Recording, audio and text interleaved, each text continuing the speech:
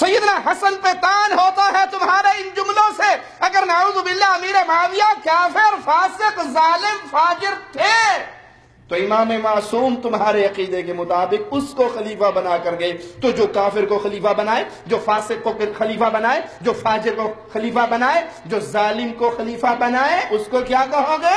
وہ اس جرم میں برابر کا شریک نہیں؟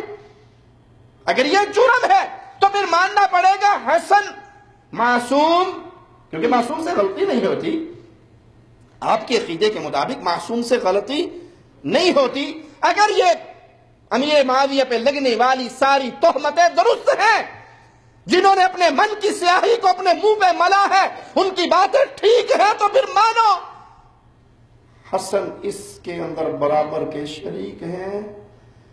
اور اگر یہ نہیں مانتے، کہتے نہیں حسن معصوم ہیں، ان سے غلطی نہیں ہو سکتی، تو پھر مانو جس کو اپنے بعد خلیفہ بنایا، جس کے ہاتھ کے اندر اپنا ہاتھ دیا، جس کے ہاتھ میں اپنے بھائی حسین کا ہاتھ دیا، جس کے ہاتھ میں اپنے فوج کے کمانڈر ان چیف کا ہاتھ دیا، وہ نہ کافر تھا، نہ فاسق تھا، نہ ظالم تھا، نہ باغی تھا، بلکہ وہ اس قابل تھا کہ مسلمانوں کا خلیفہ بن سکے۔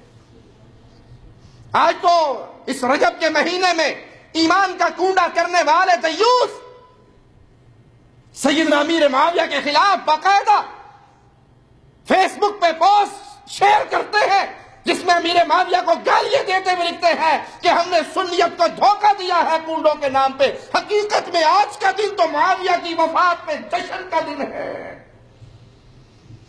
کاش یہ سوئی ہوئی سنیت جاگ جائے اور اپنے پیارے حبیب محمد الرسول اللہ صلی اللہ علیہ وسلم کے صحابہ کی عزت کو، ان کی شان کو سمجھے اور ان ظالموں کے مکر و فریب سے باہر نکلے۔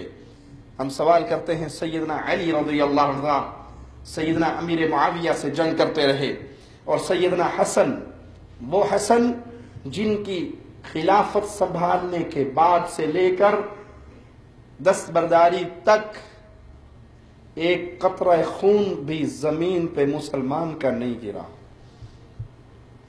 پیارے حبیب محمد الرسول اللہ صلی اللہ علیہ وسلم کا وہ فرمان سچ ثابت ہوا۔